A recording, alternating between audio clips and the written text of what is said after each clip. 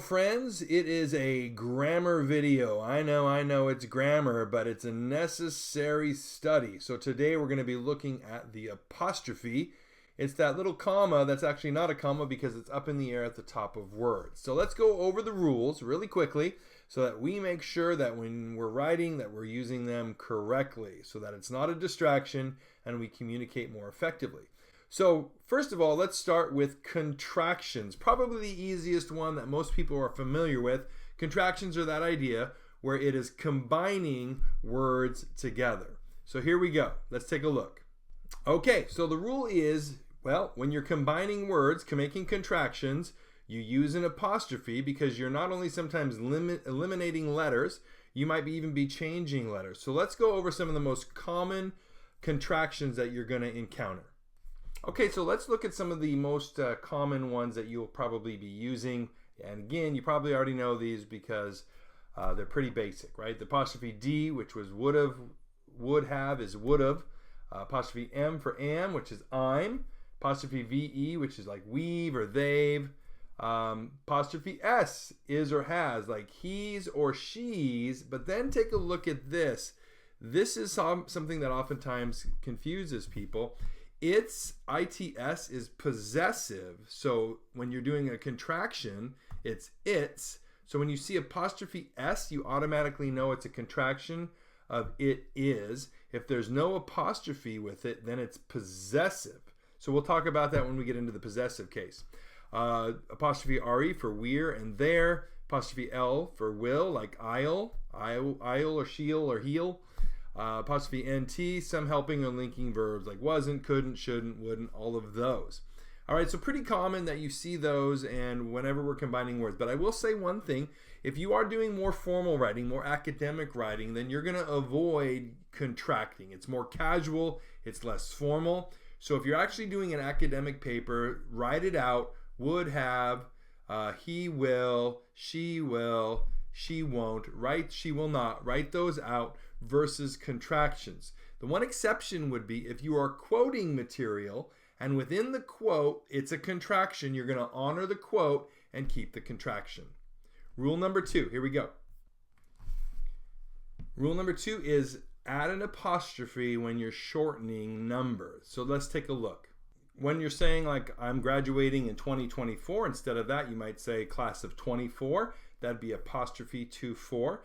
Also, if you're doing like a 1970s and you just shorten it to the 70s, it would be apostrophe 70s. But also notice that people get this confused that when you do the 70s, even if you do the 1970s, there's no apostrophe here unless it's possessive, right? If you're saying the 1970s fashion trends. In that case, right, if the fashion trends belong to the 70s, it'd be apostrophe S.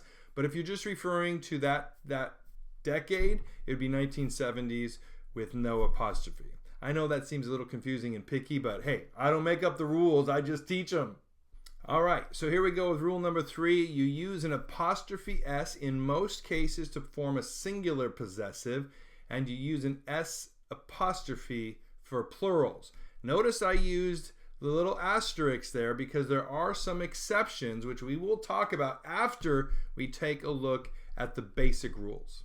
So for singular, you might say like Chuck's high top, apostrophe S, the cat's meow, apostrophe S if it's a singular cat. Okay, and then for plural, something like if it's the team of multiple boys, the boys team, or the siblings, there's multiple siblings, a siblings rivalry, and that's where you see S apostrophe. So those are your general rules, and we can talk about a couple exceptions after we talk about multiple plurals. So let's take a look at that. Okay, so sometimes you're going to come across a shared item that's owned together. Like let's say Jim and Nancy have one car and it's their shared car. So that would be Jim and Nancy's, only the apostrophe S with Nancy, their car would be written out Jim and Nancy's car with the apostrophe S after Nancy. However, if we're talking about she has one and she has one, if it's like separate individual possession, then each person is going to get the apostrophe S. In such case as Mary's and Rose's donuts, you know that they each have their own donuts because they don't like to share. But what can you say? So that's how you show it. All right, so let's talk about words that are already plural because we do have some of those. It's not always easy to say just boy, boys. Some words are already plural, like men, geese, women. That's already multiple individuals within the group. And in that case, because the word's already plural, it's just going to be an apostrophe S. So men's apostrophe S, geese's apostrophe S, and women's apostrophe S. And then pronouns can be a little confusing. There's no apostrophe S with pronouns that are, or possessive pronouns, because they're already possessive. So his, hers, its, and theirs. There are no apostrophes in any of those. And then sometimes in the case of names, we might just put the apostrophe at the end if the word ends with an S, if the name ends with an S, and to add an apostrophe S sounds a little weird to say.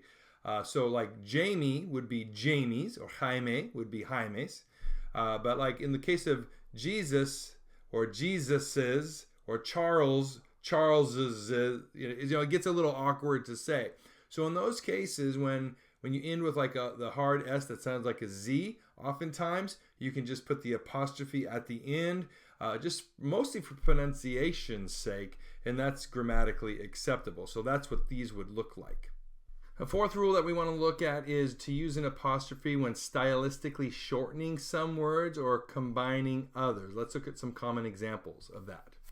Okay, so a great example would be the word like 'twas. When you say 'twas the night before Christmas, I know it was, but it's shortened to say 'twas. Or like if you're doing dialogue, are you trying to start something? So you could cut off the G in both of those with an apostrophe as well. Some words that we already know pretty commonly, o'clock is shortened for of the clock. So you come across that periodically as well, and it's just good to have those memorized. Okay, so the last rule of the apostrophe is to use an apostrophe when you're talking about individual numbers, letters, and punctuation marks, which you don't do a lot, but sometimes it happens where you're discussing something that you're going to be bringing those up. So let's take a look. Okay, so in this case, right, you might say dot your I's and cross your T's. You're talking about I's specifically and T's. You have too many question marks in your writing. In that case, right, the actual punctuation mark, question mark, apostrophe S, he learned to count by fives, by the number fives and tens. So we're isolating specifically talking about that number.